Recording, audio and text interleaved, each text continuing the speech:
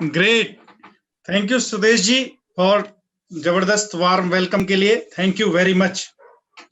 तो दोस्तों, आप सबका अगेन हम लोग वेलकम करते हैं और बहुत ही जबरदस्त इंफॉर्मेशन हमें मिली है जो हम आपसे शेयर करेंगे। और सबसे पहले नव वर्ष की शुभकामनाएं देते हैं हम आपको।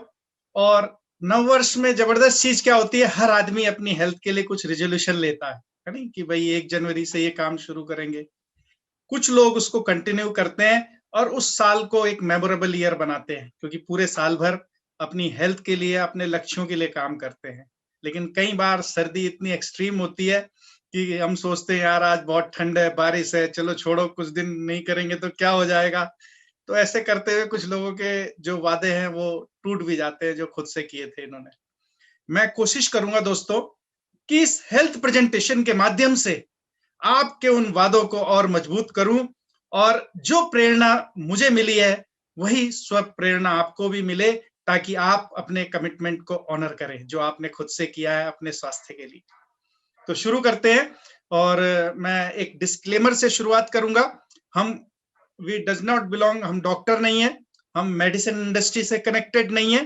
तो लेकिन हम एक बहुत ही जबरदस्त एक्सपर्ट टीम से कनेक्टेड हैं। उस टीम में बहुत बड़े बड़े हेल्थ जर्नलिस्ट हैं, जो latest future focus cutting edge information आज आ रही है, रिसर्च चल रही है मेडिकल साइंस में, जिसपे नोबेल प्राइज दिए जा रहे हैं टॉप एजेंसीज के द्वारा। तो वो रिसर्च को वो लोग एक्सेस करते हैं, उसको पढ़ते हैं और उसको इंप्लीमेंट करते हैं हम टीम के माध्यम से। तो जबरदस्त है। हमारी टीम में डाइटिशियन है, हमारी टीम में न्यूट्रिशनिस्ट है, हेल्थ एक्सपर्ट है, तो और बहुत कुछ तो चीजें हेल्थ कॉमन सेंस से भी डराइव होती है नहीं। इसके लिए कॉमन सेंस हमारे जो बुजुर्ग लोग थे, ऋषि मुनि थे, सब हेल्थ के बड़े अच्छे अच्छे प्रिंसिपल देते थे हमें, जो हम समय के साथ भूल गए हैं। तो वो भी रिफ्रेश करेंगे दोस्तों। तो एक शेर से शुरुआत करते हैं हम लोग, जो मैंने एक शायर को सुना था, 3-4 लाइनें बड़ी जबरदस्त उसने बोली थी। तो उसमें से 2 लाइनें मुझे बड़ी रेलिवेंट लगी आज इस हेल्थ सेशन का आगाज करते हुए। तो उन्होंने कहा कि पस्त हौसले वाले तेरा साथ क्या देंगे, जिंदगी आ इधर आजा तुझको हम गुजारेंगे। मतलब कितनी बड़ी बात बोल दी कि जिंदगी एक स्वर्ग है ये धरा, इसका जो ऐश्वर्य है, इसके जो सुख सुविधाएं सारी हैं, ये किन लोगों के लिए हैं? ये उन लोगों के लिए हैं दोस्तों जो स्वस्थ हैं, मस्त हैं, एक्साइटेड हैं, जिनके पास एक जीवन में लक्ष्य है। और वहीं पर जब हम स्वास्थ्य नहीं रहता तो यही दुनिया बेजान सी लगने लगती है। यही मौसम सर्दी का कुछ लोगों के लिए जबरदस्त होता है। कहते हैं आयुर्वेद के अनुसार जो शरद ऋतु का मौसम है, ये एक हमारे लिए बहुत बड़ी ब्लेसिंग है। सोचिए, वेराइटी ऑफ फ्रूट्स इसी मौसम में आते हैं, वेराइटी ऑफ वेजिटेबल्स इसी मौसम में आते हैं।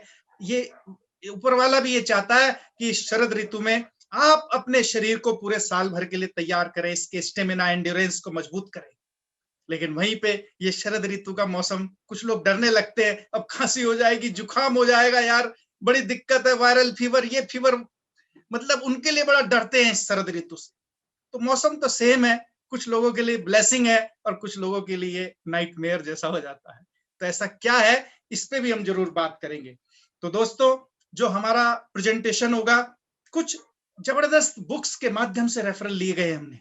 जैसे अगर मैं आपसे शेयर करूं, एक वंडरफुल बुक है मैजिक ऑफ थिंकिंग बिग, यानी जबरदस्त बुक है जो हेल्थ में बहुत बड़ा कंट्रीब्यूट करती है, क्योंकि हेल्थ हमारा एक गोल है। तो इस पे भी बात करेंगे।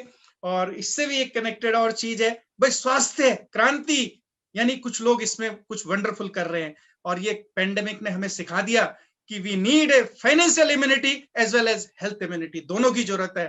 कई बार हेल्थ इम्यूनिटी के लिए फाइनेंशियल इम्यूनिटी भी जरूरी हो जाती है। तो उस पर भी बात करेंगे। और इसके अलावा कुछ और पुस्तकें हैं जो बड़ी जबरदस्त है। एक पुस्तक है ड्यूक जॉनसन एमडी, एक बहुत बड़े एक्सपर्ट थे ये, he was MD of medicine. इन्होंने बुक लिखी डेथ बाय प्रिस्क्रिप्शन। इस बुक में इन्होंने जबरदस्त डेटा शेयर किया।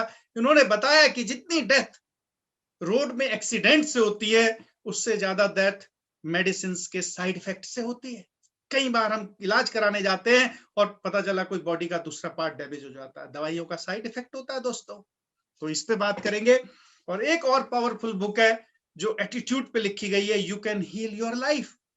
एक जबरदस्त राइटर है लुई है, इन्होंने एक सोसाइटी को, इस दुनिया को एक बहुत बड़ा कंट्रीब्यूशन दिया अपनी सोच से और अपने अचीवमेंट से। तो इस पे भी हम जरूर बात करेंगे। और अगेन रेडी स्ट्रैंड एमडी की एक और वंडरफुल बुक है, क्या आपका डॉक्टर पोषक तत्वों के बारे में जानता है? यानी कि nutrition is such A important topic कि इस पे अब अलग अलग एक्सपर्ट आ रहे हैं। डाइटिशियन, क्यों रोल आया इसका? क्योंकि हॉस्पिटल में भी डाइटिशियन बैठते हैं, क्योंकि डॉक्टर कहता है डाइट के बारे में डाइटिशियन बताएंगे, मेडिसिन के बारे में हम बताएंगे। तो हमें भी ये समझना चाहिए कि हमें डाइट के बारे में किससे पूछना है और मेडिसिन के बारे में किससे पूछना है।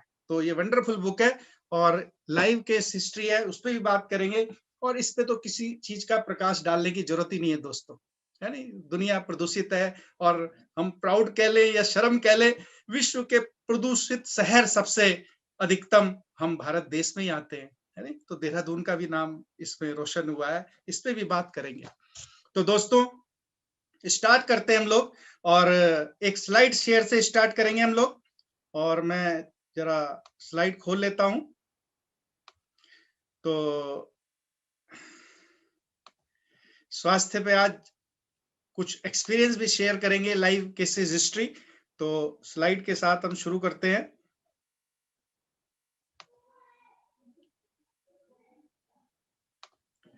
Yes please.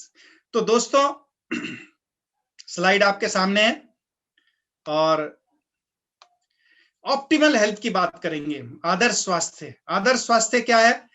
आज हम स्वस्थ हैं और स्वस्थ बने रहे आने वाले टाइम में, यह है ऑप्टिमल हेल्थ। हमारा जो प्रेजेंटेशन होगा दो सब्जेक्ट को कवर करेगा। एक सब्जेक्ट होगा अगर हम स्वस्थ हैं तो स्वस्थ कैसे बने रहें। ये जो बीमारियां बढ़ रही हैं, BP, sugar, cancer, asthma, arthritis, obesity, Alzheimer, Parkinson, thyroid, osteoporosis, number of disorders, कैसे इनसे बचे? By changing our diet, routine, habit, thought. और अगर ये बीमारियां आ गई हैं हमारे शरीर में तो वापस स्वस्थ कैसे हो, हेल्दी जोन में कैसे आए? तो ऑप्टिमल हेल्थ पे चलते हैं। और ये कहने की बात नहीं है, ये पेंडेमिक ने हमें सिखा दिया है कि स्वास्थ्य ही धन है। पहला सुख निरोगी काया। बूढ़ा होना एक प्रक्रिया है दोस्तों, वो तो होंगे ही उम्र के साथ, लेकिन स्वस्थ तरीके से बूढ़ा होना एक चुनाव है। यानी हो सकता है क्रोनिकली हमारी एज 60 साल हो, लेकिन जब बायोलॉजिकल एज देखेंगे सेल्स की तो हो सकता है वो 30 साल की हो। यानी कि टॉक्सिन्स नहीं है, एनर्जी है, सेल्स बिल्कुल फिजियोलॉजिकल फंक्शन परफेक्टली कर रही हैं। तो उम्र से क्या लेना, फिर स्वस्थ रहना महत्वपूर्ण है। तो स्वास्थ्य की जो परिभाषा दी गई उसमें कई सारे एरियाज हैं, emotional health, environmental health, financial health, vitamin A बहुत जरूरत है इसकी, intellectual health, occupational health, physical health, social health, spiritual health. सोचिए ये हेल्थ तो हम भूल ही गए हैं, यानी कहते हैं हमारी तोंद नजर आ जाती है, भाई साहब आपका वेट बढ़ गया थोड़ा कम करो, लेकिन कई बार हमारे ब्रेन की डिशेप हो जाता है, इसकी भी तोंद निकल जाती है, आदमी चिड़चिड़ा हो रहा है, बिल्कुल डिप्रेशन में, एंजाइटी में। तो इसका क्या? इसको भी एक हेल्थ की जरूरत है जो कि इमोशनल और स्पिरिचुअल हेल्थ का पार्ट हो जाता है। तो उस पर आज हमारी फिजिकल हेल्थ चर्चा होगी। तो आगे चलते हैं दोस्तों, बीमारियों की बात करते हैं थोड़ा, है नहीं, क्योंकि ये इससे कनेक्टेड एरिया है। क्या बीमारियां अभी पैदा हुई हैं? इतने हॉस्पिटल्स बढ़ गए हैं, इतने पैथोलॉजिकल लैब बढ़ गए, इतने मेडिसिन हमारी शॉप बढ़ गई हैं। क्या पहले भी बीमारी होती थी? तो यस, पहले भी बीमारी होती थी, कभी टीबी, हैजा, चेचक, डेंगू, इस तरह की बीमारियां अक्सर हुआ करती थी। ये भी पेंडेमिक होते थे, जैसे अभी कोरोना आया। और इन बीमारियों की खास बात क्या थी? इनके लक्षण प्रकट होते थे, ये कीटाणुओं से होती थी, फैलती थी, मक्खी, मच्छर, वायरस, ये बैक्टीरिया, ये पैरासाइट के माध्यम से। और जब ये बीमारी होती थी तो बेड रिडन हो जाता था आदमी, क्वारंटाइन हो जाता था। तो ये बीमारियां पहले भी होती थी, लेकिन विज्ञान ने इस पे विजय पाई, वैक्सीन बन गई और ये बीमारियां अब घातक नहीं रही, इस पे विजय प्राप्त कर ली। लेकिन वहीं पे अगर हम देखें तो आज लाइफ स्टाइल से संबंधित बीमारियां बहुत बढ़ गई हैं। BP, sugar, cancer, asthma, arthritis, obesity, Alzheimer, Parkinson, thyroid, osteoporosis, बहुत लंबी लिस्ट है, नई नई चीजें निकल के आ रही है, स्पेशल चिल्ड्रंस, और भी पता नहीं कितनी तरह की प्रॉब्लम। लेकिन इन बीमारियों की भी तीन विशेष बात होती है। क्या? एक तो ये साइलेंट किलर होती हैं, कब ये शरीर में प्रवेश कर जाती हैं पता ही नहीं लगता। बंदा कहता है अभी तो मैं जवान हूं, कुछ नहीं है, पता नहीं अचानक टेस्ट कराया कोई ऑपरेशन से पहले तो पता चलता है जी शुगर भी बढ़ी है, ये भी बढ़ा है, वो भी बढ़ा है, कोलेस्ट्रॉल बढ़ा है, सब कुछ ब्लॉक है अंदर। तो ये साइलेंट किलर है। दूसरा, ये नॉन कम्युनिकेबल है। ऐसे नहीं कि भाई साहब को शुगर है, हम उनसे गले मिले हमें भी हो गई, ऐसा हुआ कभी नहीं। वायरस वो तो हो सकती है कम्युनिकेबल डिसऑर्डर, लेकिन ये बीमारी नहीं फैलेगी। क्यों? ये शरीर के अंदर ही डेवलप होती है। और तीसरा, कामकाज बाधित नहीं होता। भाई साहब, जितनी बीमारियां उतनी गोली खाओ और काम पे चलो। बीपी है, ये बीपी की गोली, शुगर है, इसकी भी गोली, थायराइड है, इसकी भी गोली, 4-5 गोली खाओ लेकिन काम पूरा करो, पार्टी भी एंजॉय करो, गोलियां खाते रहो। यानी कि यहाँ पर जो हमारी जीवन है दवाइयों पे डिपेंड हो जाता है, जबकि हमारा आयुर्वेद ये कहता है कि अगर परहेज करते हो तो दवाई की क्या जरूरत है, और परहेज नहीं करते तो दवाई की क्या जरूरत है, कोई फायदा ही नहीं। यानी कि हमारे खाने को इतना पावरफुल माना गया, इस पे भी हम बात करेंगे। और अगर हम किलर डिसऑर्डर्स का डेटा देखें तो they are just blooming like anything. सोचिए, आज भारत में हम डायबिटीज की कैपिटल बन चुका है भारत, हार्ट प्रॉब्लम की कैपिटल बनने जा रहा है, कैंसर 40% से ज्यादा पेनिट्रेट कर गया है, एलर्जी अस्थमा की प्रॉब्लम बढ़ती जा रही है, ये जुवेनाइल अर्थराइटिस, कितनी तरह की प्रॉब्लम लगातार बढ़ रही है दोस्तों। जहां एक और भारतवर्ष दुनिया का सबसे यंग कंट्री है, we are the youngest among the world. आज हमारी 60% आबादी जो 30 साल से नीचे की है, ये और उम्र एज मीडियन घटता जा रहा है। लेकिन वहीं पे अगर हम देखें तो एक बहुत बड़ी चिंता का विषय है कि ये बीमारियों का परसेंटेज भी बढ़ता जा रहा है, इस पर भी बात करेंगे। तो वर्ल्ड हेल्थ ऑर्गेनाइजेशन ने ये सर्वे किया भारतवर्ष का कि भारत में क्या बात हुई कि 30-40 साल के अंदर ही ऐसे बीमारियां बढ़ गई, हर घर में बीपी का पेशेंट, हर घर में थायराइड का पेशेंट, हर बच्चों को किडनी डिसऑर्डर, लिवर डिसऑर्डर, ऐसा क्या हो गया? तो जब उन्होंने सर्वे किया तो 4 कारण निकल के आए दोस्तों। पहला आया कुपोषण, दूसरा प्रदूषण, तीसरा तनाव और चौथा श्रम का अभाव। ये 4 मुख्य कारण है, निकल के आए। तो ये समझना है कि इन चारों चीजों से कैसे हमें ये बीमारियां हो सकती है। कई लोग सरप्राइज करेंगे, सर शुगर कैसे हो गई इनसे, कैंसर कैसे हो सकता है, अल्जाइमर कैसे हो सकता है, पार्किंसन कैसे हो सकता है, ये बीमारी इनसे कैसे हो सकती है। तो इस पे बात करेंगे और आगे चलते हैं। लैक ऑफ न्यूट्रिशन, ये जनरल नॉलेज का मुद्दा है, सभी टीवी चैनल्स पे दिखाया जा रहा है कि आज हमारी थाली कमजोर हो गई है। आज से 50 साल पहले हमारी थाली में जो शक्ति थी, जो सब्जियों में ताकत थी, जो अन्न में ताकत थी, वो गिर गई है, वीक हो गई है हमारी थाली। जो चीज खाना है वो नहीं खा रहे, जो नहीं खाना चाहिए वो भरपूर खा रहे हैं। कुपोषण, डिसबैलेंस हो गया, salt, sugar, fast food, process food, over cooking, imbalance meal, coffee, चाय, ये बहुत बढ़ गए हैं। और हमारे बुजुर्गों ने तो एक ही बात कही है कि आपका खाना ही आपका दवा है और आपकी दवाई आपका खाना है। यानी कि खाने को दवाई की तरह खाएंगे तो दवाइयों की जरूरत ही नहीं पड़ेगी। तो इसमें आगे चलते हैं। लॉट ऑफ केमिकल्स, इसमें भी प्रकाश डालने की जरूरत नहीं है। पॉल्यूशन, फ्री रेडिकल डैमेज, सब कुछ बढ़ गया है दोस्तों। और कैसे ये डैमेज करता है बॉडी को, इस पे बात करेंगे। और तीसरा चैलेंज जो सबसे जबरदस्त है, इस कोरोना में देखा गया, इस पेंडेमिक टाइम में लॉट ऑफ स्ट्रेस। सोचिए, एक अनफॉर्चुनेट बात है कि 2 करोड़ से ज्यादा नौकरियां चली गई हैं, हो सकता है 1-2 करोड़ और चली जाए। क्यों? इस तरह की परिस्थितियां बन रही है। तो इससे तनाव, लैक ऑफ टाइम, एक जॉब है तो बॉस है, यानी कि जॉब भी मिल रही है तो बॉस भी मिल रहा है, जो एक अलग कई बार स्ट्रेस का कारण बन सकता है। ईएमआई का प्रेशर, बैंकों से मैसेज आ जाता है कि भाई साहब बैलेंस पूरा रखना, ईएमआई आ रही है, तो आदमी वैसी टेंशन में आ जाता है। तो ये स्ट्रेस, हर व्यक्ति आज टेंशन में है। और स्ट्रेस कैसे काम करता है, इस पर भी हम बात करेंगे। और चौथा कारण है लैक ऑफ फिजिकल एक्टिविटी, शारीरिक श्रम का अभाव। आज हम एक बटन एज में रहते हैं, मैकेनाइज ऑटोमेटेड लाइफ व्यतीत कर रहे हैं, पसीना तो निकला ही नहीं। भाई साहब, सर्दी के दिन है, बताइए, जनवरी का महीना है, कितने लोगों को जो है दिसंबर के महीने में खूब पसीने आए, सांस फूली, नहीं रिजाई के अंदर ही पसीने आते थे, बाहर तो आए नहीं, रिजाई में ज्यादा गर्मी हो जाती थी। तो सीडेंटरी लाइफ स्टाइल का पार्ट बन गए हम लोग। तो ये 4 कारण मिलके हमारी इन बीमारियों को पैदा करते हैं। कैसे बीमारियां पैदा होती है इसको समझिए। हमारा जो ह्यूमन बॉडी है ये ऑर्गन सिस्टम से बना है, डाइजेस्टिव सिस्टम, रेस्पिरेटरी सिस्टम, यानी न्यूरो नर्वस सिस्टम, इस तरह से बहुत सारे सिस्टम है हमारी बॉडी में। और ये सिस्टम ऑर्गन से बने हैं, हार्ट, लीवर, किडनी, और ये ऑर्गन टिश्यू से बना है और टिश्यू सेल से बनी है। Cell is the ultimate unit of our life. वो बिलियन से ज्यादा सेल है हमारे अंदर। और इंटेलेक्ट ये कहते हैं, जो डॉक्टर ब्रूस लिप्टन ने अपनी बायोलॉजी ऑफ बिलीफ बुक में लिखा है, एपिजेनेटिक्स में, कि cell is a intelligent autonomous unit of the working, independent है, वो इंटेलिजेंट है, उसे पता है उसे क्या करना है। सोचिए, इतनी जबरदस्त बिलियंस इंटेलिजेंस हमारे अंदर है। लेकिन होता क्या है, जब ये सेल को न्यूट्रिशन नहीं मिलता, हमारी सेल को जो प्रोटीन चाहिए, जो विटामिन चाहिए, जो मिनरल्स चाहिए, उसको नहीं मिलते हैं, तो ये सेल कमजोर होने लगती है। सेल किससे बनी है? लाइपोप्रोटीन से। फिजियोलॉजिकल फंक्शन विटामिन मिनरल्स करते हैं। जब ये हमारी डाइट में नहीं होते तो ये सेल वीक होने लगती है कुपोषण की वजह से। इसकी सेल मेम्ब्रेन वीक होने लगती है, इसका जो डीएनए, माइटोकॉन्ड्रिया, अंदर जो सारे सेलुलर पार्ट बने वो वीक होने लगते हैं और अपना फंक्शन प्रॉपर नहीं कर पाते। जो उन्हें प्रोडक्शन करना चाहिए हार्मोन का, इम्यून सिस्टम का, वो गड़बड़ होने लगता है। और जब ये सेल वीक होती है तो टिश्यू वीक होता है, टिश्यू वीक होता है तो ऑर्गन वीक हो जाता है।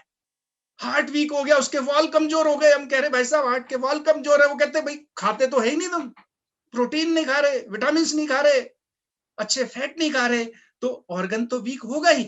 किडनी वीक हो गई, लीवर वीक हो गया, हार्ट वीक हो गया, ब्रेन वीक हो रहा है, बॉडी की मसल्स वीक हो रही हैं, बोन्स वीक हो रही हैं, क्योंकि उनके अंदर प्रॉपर न्यूट्रिशन नहीं जा रहा। तो ऑर्गन वीक हो गया, ऑर्गेनिज्म वीक हो गया। तो जब ये आगे चलते हैं, ये देखिए, ये बताया गया है कि कैसे जब एक सेल कमजोर हो चुकी होती है न्यूट्रिशन गैप की वजह से, तो ऐसे में उस पर फ्री रेडिकल डैमेज आता है। कहां से आता है फ्री रेडिकल? जो हम फूड खा रहे हैं, प्रोसेस फूड मार्केट का, फ्राइड फूड्स, पॉल्यूशन इतने बढ़ गए हैं, इतनी, आप अगर घंटा घर पे खड़े हो जाते हैं, 5 मिनट वेट करते हैं किसी का, तो 5 मिनट में आप 5 सिगरेट पी गए। आप कहे भाई साहब मैं तो पीता ही नहीं। अरे अगर आपके साथ छोटा बच्चा है गोदी में, तो वो भी 5 सिगरेट पी गया। सोचिए कितनी डेंजरस बात है। आज लंग्स की प्रॉब्लम कितनी बढ़ती जा रही है, लंग्स एलर्जी, पैचे जा रहे हैं लंग्स के अंदर जो डिजेनरेट हो जा रहे हैं। तो जब ये पॉल्यूशन, स्मोकिंग, स्ट्रेस, स्ट्रेस एक नेगेटिव हार्मोन रिलीज करता है बॉडी के अंदर। बुजुर्ग कहते हैं चिंता चिता समान, यानी कि अगर आप चिंता में हैं तो एक चिता के ऊपर बैठे हुए हैं। वो अगर साइंटिफिक वे में देखेंगे तो अंदर कुछ ऐसे नेगेटिव हार्मोन रिलीज हो रहे हैं जो सेल्स को इन्फ्लेम कर रहे हैं। सेल्स में सूजन आ रही है सेलुलर लेवल पर, और वो continuous inflammation due to stress hormone उस सेल्स को वीक कर देता है। और वहीं पे एक्सपोजर टू रेडिएशंस, मोबाइल, बिल्कुल कहते हैं हमारे भाई साहब मोबाइल तो रात को भी सिराने रहना चाहिए, यानी बाकी पत्नी भले ही दूर बैठी रहे लेकिन मोबाइल सिराने रहे, बताओ, यानी जबकि मोबाइल रेडिएशन दे रहा है जबरदस्त। तो ये सारे जब फ्री रेडिकल निकालते हैं और फ्री रेडिकल बॉडी में घूमते हैं ब्लड के अंदर, और जब वो वीक सेल कोई मिलती है तो वीक सेल पे वो डेंट मारते हैं, डैमेज करते हैं। जो वीक सेल टूट जाती है, डिजेनरेट हो जाती है, वो डेड हो जाती है, तो उस अंग से संबंधित बीमारी का जन्म होता है। अगर हमारी थायराइड की सेल वीक हो गई और फ्री रेडिकल ने उसको डैमेज कर दिया तो थायराइड हो गया। अगर पैंक्रियाज की सेल वीक थी और उसने डैमेज किया तो डायबिटिक, उसका इंसुलिन प्रोडक्शन वीक हो गया। तो इस तरह से ये एक प्रोसेस है सभी बीमारियों के पैदा होने का। यानी कोई भी बीमारी ले, चाहे BP, sugar, cancer, asthma, arthritis, obesity, Alzheimer, Parkinson, thyroid, osteoporosis, number of disorder, उसका प्रोसेस कमोबेश एक ही है, यानी कि वही सेल कमजोर हो गई है। इलाज किसका हो रहा? हार्ट का। कमजोर क्या है? सेल। डॉक्टर तो हार्ट स्पेशलिस्ट है, कोई लीवर स्पेशलिस्ट है, कोई किडनी स्पेशलिस्ट है। सेल पूरे शरीर की कमजोर है, एक एक करके सब जा रही है। तो इलाज किसका होना चाहिए? इलाज होना चाहिए सेल का। मजबूती किसको दी जानी चाहिए? सेल को। तो यहाँ पर अगले 10-15 मिनट में हम ये बात करेंगे, सेल जो बेसिक यूनिट है हमारी बॉडी की, कैसे उसको मजबूत करें और अपनी हेल्थ को फिर से गेन करें, हाउ टू रिवर्स देम। अगर सेल मजबूत हो गई, सेल फंक्शनल हो गई, तो वो ऑर्गन बढ़िया काम करेगा और उस ऑर्गन से संबंधित बीमारी धीरे धीरे डिसअपियर हो जाएगी जैसे वो आई थी। तो आगे चलते हैं दोस्तों। ये फ्री रेडिकल से कौन बचा सकता है हमें? एक ही चीज बचा सकती है फ्री रेडिकल डैमेज से, जो एंटीऑक्सीडेंट है। ये इसमें भी देख रहे हैं आप कि जब फ्री रेडिकल डैमेज हुआ तो सेल मेम्ब्रेन कई जगह से डैमेज हो गई। कई बार ये कैंसरस सेल का रूप ले लेती है और अनकंट्रोल्ड ग्रोथ होने लगती है इसमें। क्यों? क्योंकि उसके अंदर देखिए, जैसे सेब को हम काट के रखते हैं तो सड़ जाता है। हर फल के ऊपर, हर चीज के ऊपर नेचर ने कवर दिया है। संतरा खराब नहीं होगा, उसके अंदर कुछ ऐसे फाइटोन्यूट्रिएंट्स हैं जो उस फ्री रेडिकल से लड़ने में सक्षम है। तो इस पे भी बात करेंगे, फाइटोन्यूट्रिएंट्स कितनी जबरदस्त चीज है। तो अब अगर ये बीमारियां हैं तो हल क्या है? क्योंकि हम तो हल जानना चाहते हैं भाई साहब, बीमारी के बारे में थोड़ी सुनने आए हैं। तो हल है कि आदर्श स्वास्थ्य को कमाना पड़ेगा दोस्तों। एक्सपर्ट यही कह गए हैं कि health is to be earn. जैसे पैसा कमाते हैं हम, है नहीं, नोट तुरंत कमाने से नोटरी की तरफ ध्यान जाता है, वैसे जरूरत है ऑफ कोर्स, लेकिन अगर हेल्थ को कमाना है तो हमें इसको कमाना पड़ेगा। और उसका एक जबरदस्त सूत्र है जो लगभग 5-7 साल पहले हमें मिला और हमने अपनी हेल्थ पे काम किया, आज जबरदस्त हेल्थ हो गई है। वो आपके लिए भी काम कर सकता है, लेकिन उसके लिए काम करना पड़ेगा। क्या है सूत्र, आइए देखते हैं। कितना जबरदस्त जबरदस्त सूत्र लिखा, अर्न ऑप्टिमल हेल्थ, आदर्श स्वास्थ्य। यानी हम उम्र बढ़ती जाएगी लेकिन शरीर स्वस्थ रहेगा। आपको मजा आ रहा होगा जिंदगी को, हर उम्र को एंजॉय कर रहे होंगे यदि आप स्वस्थ हैं। वहीं पर वो आदमी जो बीमार है, घर में कोई बीमार है, तो बड़ा अजीब सी पशु में इस परेशानी में रहता है। तो आइए ऑप्टिमल हेल्थ के बारे में बात करते हैं दोस्तों। तो पहला ई स्टैंड फॉर एक्सरसाइज। अब सोचिए सर्दी में एक्सरसाइज का नाम, बड़ा जबरदस्त चीज है, झटका लगा जोर का। क्यों, पहली जंग तो रजाई से लड़नी है भाई, निकलने की सुबह।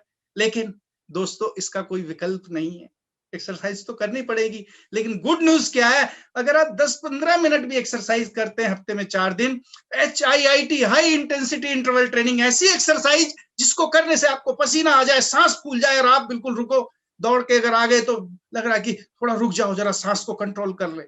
जब एक्सरसाइज करते हैं हम तो ब्लड सर्कुलेशन होता है, हार्ट पंप करता है बुरी तरह, पूरी बॉडी में पानी, जब ब्लड जाता है तो ऑक्सीजन पानी न्यूट्रिशन सप्लाई करता है, और ऑक्सीजन पानी न्यूट्रिशन से सेल का प्रॉपर पोषण होता है, उसके वेस्ट और टॉक्सिक रिप्लेस होते हैं और एक फ्रेश रिजुनेट होती है कोशिका। जबरदस्त चीज है एक्सरसाइज। वहीं पे एक्सरसाइज करने से एक हैप्पी हार्मोन भी निकलता है जो आपके पेन को कम करता है। हैप्पी हार्मोन जबरदस्त है, डोपामाइन।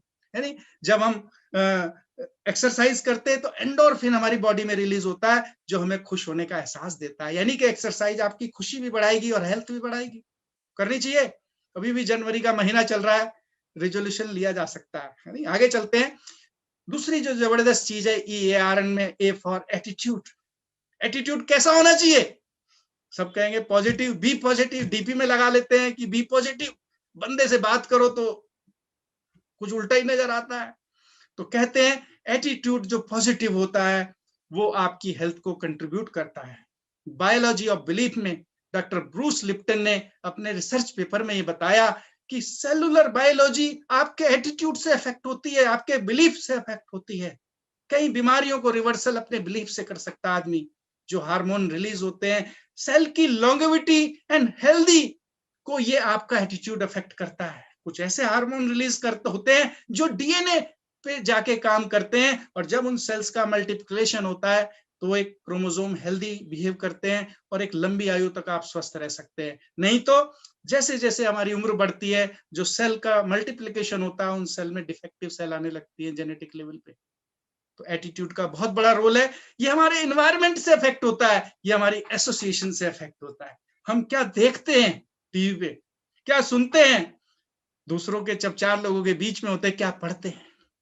यानी हम अगर अच्छी चीज पढ़ रहे हैं, पॉजिटिव पढ़ रहे हैं, तो हमारा एटीट्यूड पॉजिटिव होने लगता है। लेकिन अगर हम निगेटिव चीजें देख रहे हैं टीवी पे, आहट, डरना मना है, सोना है तो जाग जाओ, यानी अमावस की रात, अब बंदा जो है बिल्कुल देखते देखते फिर रात को सो गया, रात को भाग रहा है सपने में, पीछे भूत पड़ा हुआ है, अमावस की रात जो देख लिया, और अचानक पसीने से उठता है, यार यार अभी मैं उठ गया यार, नहीं तो पीछे वो खाई गया होता मुझे। तो फिर सोने में डर लगता है क्योंकि सोएगा फिर सपने में आ जाएगा। तो जबरदस्त चीज क्या है कि हम क्या देख रहे हैं। और वहीं पे अगर हम अच्छा 5 मिनट प्रेयर के साथ सो जाएं तो कितना बढ़िया नींद आएगी, बिल्कुल जबरदस्त। तो हमारे एटीट्यूड का बहुत बड़ा रोल है दोस्तों। और जबरदस्त न्यूज क्या है, इस संडे को शाम को 5 बजे एक बहुत बड़ी वर्कशॉप होने जा रही है ब्रेट वर्ल्ड वाइड की, जहां पे आपको एक जबरदस्त विटामिन एम की भी बात होगी। यानी स्वास्थ्य क्रांति, बिलियंस डॉलर उद्योग में अपनी किस्मत कैसे चमकाएं, और इस एसोसिएशन का भी आपको मिलेगा रिकॉग्निशन, सेलिब्रेशन। आप दूसरों की सक्सेस में अपनी सक्सेस देखोगे, एक्साइटमेंट बढ़ेगा। जहां पे कंडेम, क्रिटिक, कंप्लेन, ये सब माहौल नहीं मिलेगा, वहां पे मिलेगा अप्रिसिएशन, इंकरेजमेंट, और ये सब चीजें मिलेंगी आपको। तो आप देखेंगे कितने पॉजिटिव एटीट्यूड का ये सोशल सर्किल है आपका। और इसमें आइए आप, और वहां आपको पॉजिटिव एटीट्यूड का जबरदस्त फन और एंजॉयमेंट मिलेगा, अच्छा लगेगा आपको। तो एटीट्यूड पॉजिटिव होना चाहिए दोस्तों।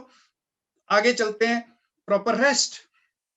जैसे कि हमें काम भी करना है, एक्सरसाइज भी करनी है, वैसे ही हमें रेस्ट भी करना है। यानी जैसे मशीन को आराम चाहिए, हमारे भी बॉडी पार्ट्स हैं बहुत सारे, उनको भी आराम चाहिए, ताकि जब हम सोते हैं रात को तो डिटॉक्सिफिकेशन होता है बॉडी का।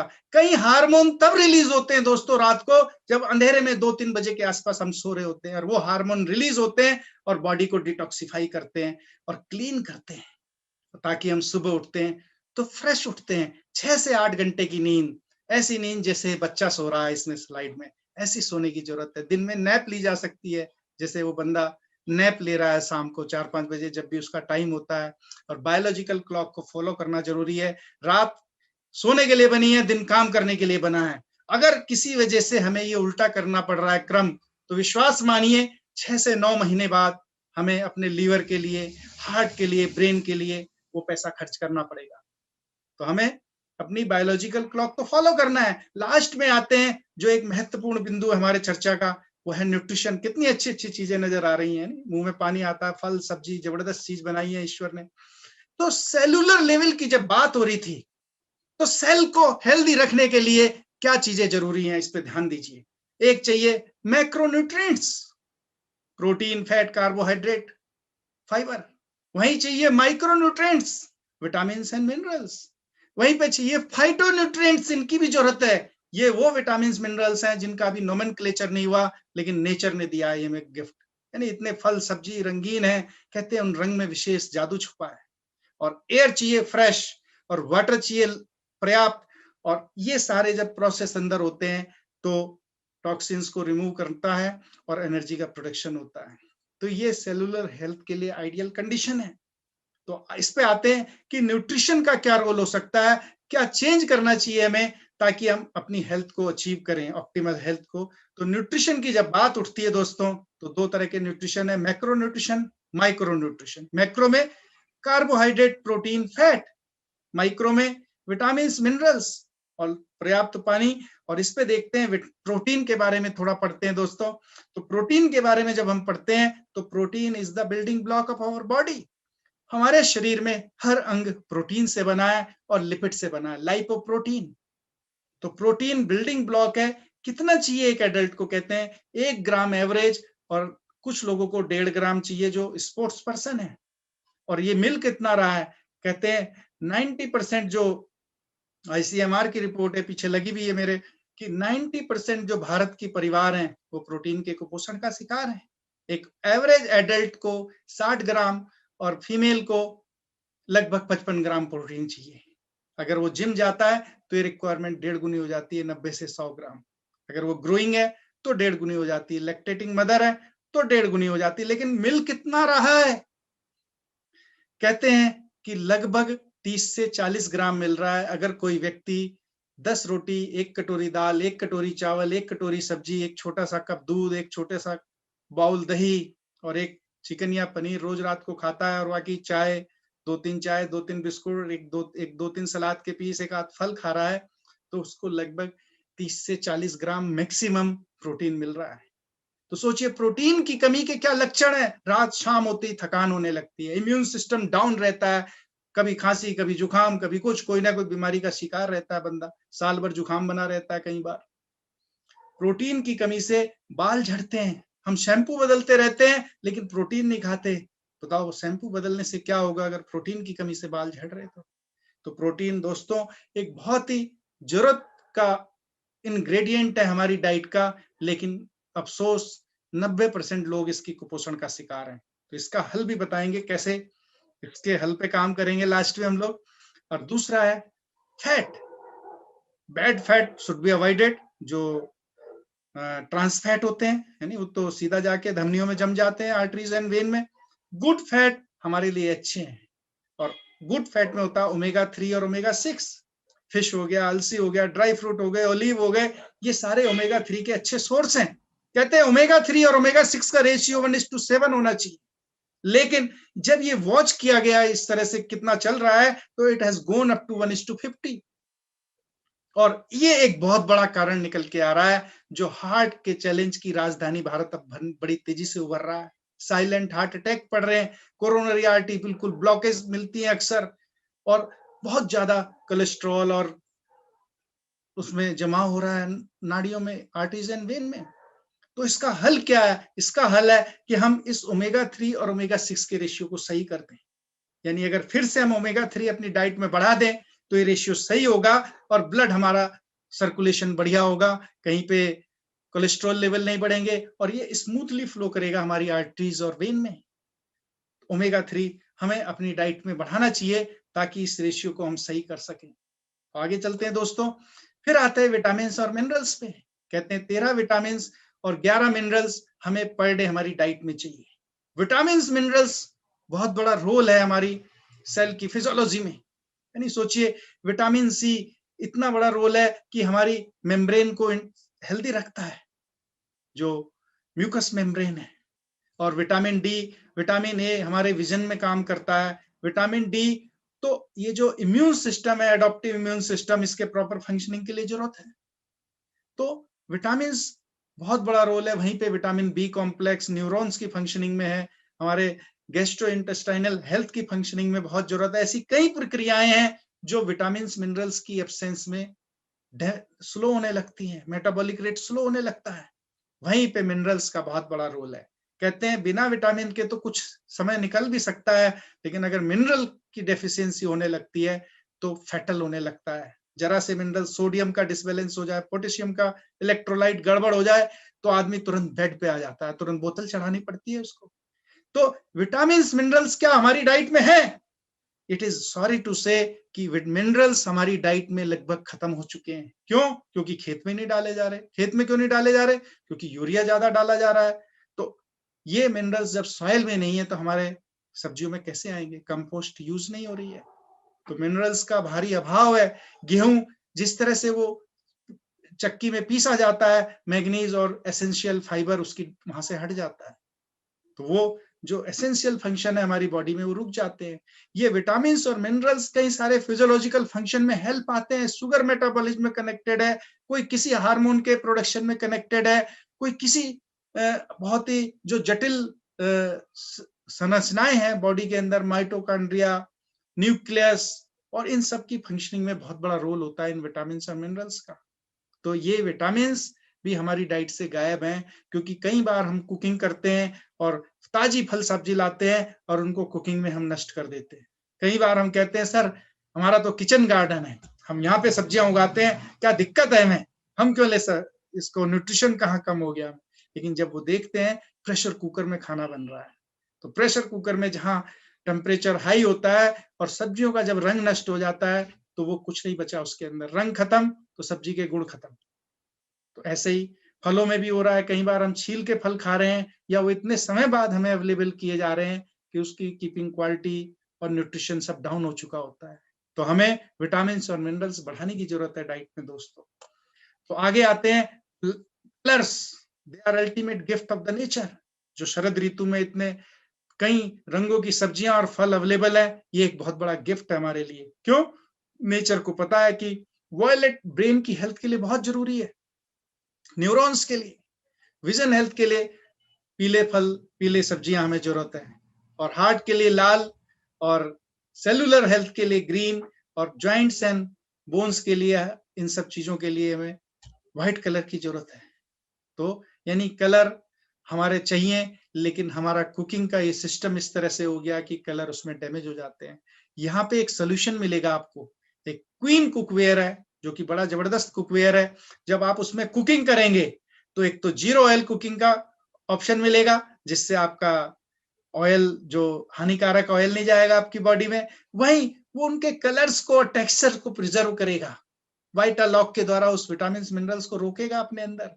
30 साल की वारंटी के साथ जबरदस्त टूल है हमारी हेल्थ को बूस्ट करने के लिए। नए साल में बिल्कुल उसको लिया जा सकता है। क्यों? क्योंकि हमारी हेल्थ सर्वोपरि है।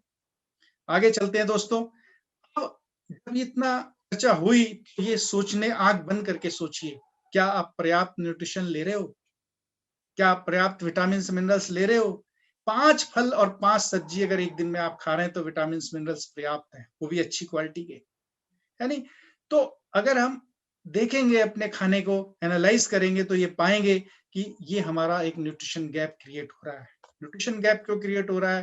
क्योंकि न्यूट्रिशन नष्ट कर रहा है हमारे न्यूट्रिशन को, जंक फूड उसका स्थान ले रहा है, फास्ट पेस्ड लाइफ स्टाइल है, मील अक्सर स्किप कर देते हैं हम लोग, एडल्ट्रेटेड फूड कई बार मिलता है, इनएडिक्वेट डाइट मिलती है, तो कुल मिला के न्यूट्रिशन का गैप क्रिएट होता है, जिससे वो सेल कमजोर होती है और उस कमजोर सेल पे रेडिएशन और ये सब करके उसको डैमेज करते हैं। और इसका हल है कि हम अर्न फार्मूले को लागू करें, एक्सरसाइज करें प्रॉपर 10-15 मिनट HIIT, अपने एटीट्यूड को सकारात्मक करें, अच्छी संगत में रह के रेस्ट प्रॉपर करें और अपने न्यूट्रिशन गैप को पूरा करें। प्रोटीन बढ़ाएं, विटामिन बढ़ाएं, अच्छा फैट बढ़ाएं, मिनरल्स बढ़ाएं अपनी डाइट में, फाइबर बढ़ाएं, क्योंकि डाइजेस्टिव सिस्टम को सही रखना है। तो दोस्तों, मैं लास्ट में यही कहूंगा कि जो हमने समस्याओं को चर्चा की, क्या चर्चा की कि बीमारियों के कारण क्या है। पहला है लैक ऑफ न्यूट्रिशन, तो इसका क्या हल है?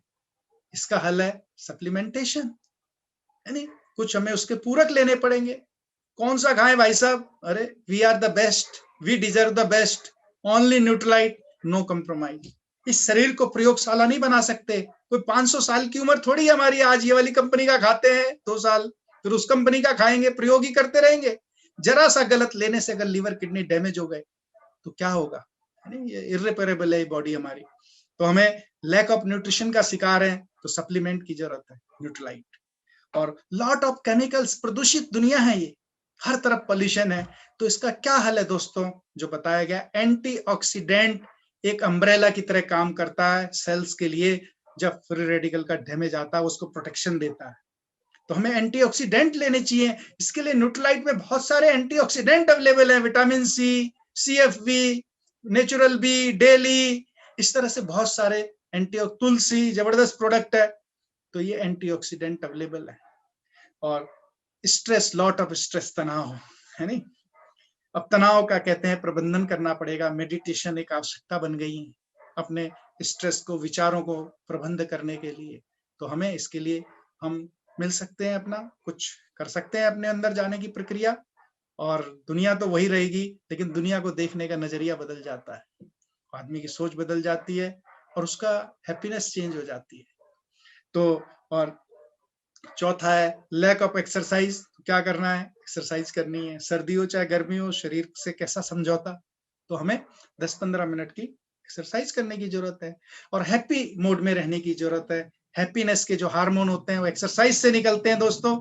और जब जादू की छप्पी देते हैं हम किसी को, पत्नी को, बच्चे को, दोस्त को, तो फिर तो भी एक हार्मोन निकलता है ऑक्सीटोसिन, वो भी हैप्पीनेस का हार्मोन है। ये काम रोज करते रहना चाहिए, दिन में 2-4 बार, है नहीं। और सीरोटोनिन, और एक बढ़िया हार्मोन है सीरोटोनिन। जब हम किसी की हेल्प करते हैं, हमारे अंदर हेल्पिंग का नेचर डेवलप होता है, तो सीरोटोनिन निकलता है।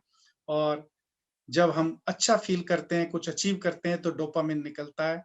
तो ये सब काम करते रहेंगे, अपनी डाइट को बढ़िया रखेंगे, तो निश्चित रूप से हम अपनी हेल्थ को बेटर कर सकते हैं। लास्ट में दोस्तों मैं यही कहूंगा कि we are in the new year, it is time to take resolution for our good health, है नहीं। कई बार हम बात करते हैं कि हम छोटी छोटी सी गजेट खरीद के लाते हैं, जैसे मोबाइल, है नहीं, 10,000 का ही लिया समझो, तो इसके पीछे स्क्रीन गार्ड और सब कुछ बिल्कुल टन बना के घूमते हैं। लेकिन ये एक डिवाइस है।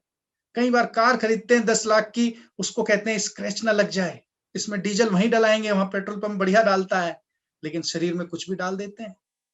तो मेरी अपील है इस मंच के माध्यम से कि अगर हम अनहेल्दी हो जाते हैं तो ये दुनिया वीरान हो जाती है। सोचिए, अगर किडनी जरा सी डैमेज हो जाए, मान लो आपने 1 करोड़ रुपए देके किडनी ट्रांसप्लांट करा ली, आपको पैसा है आपके पास, लेकिन क्या जिंदगी पहले जैसी रह जाएगी?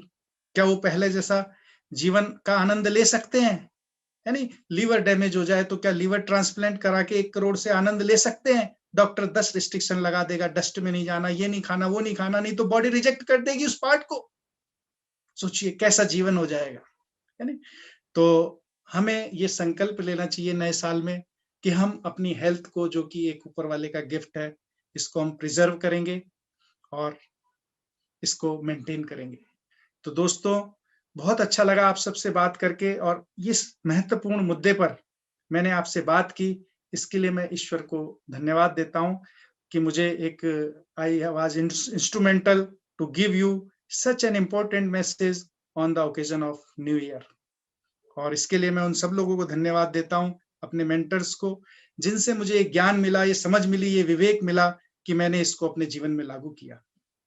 तो it was nice to talking with you, और इसी के साथ सभी को नमस्कार और बाय बाय। नमस्कार।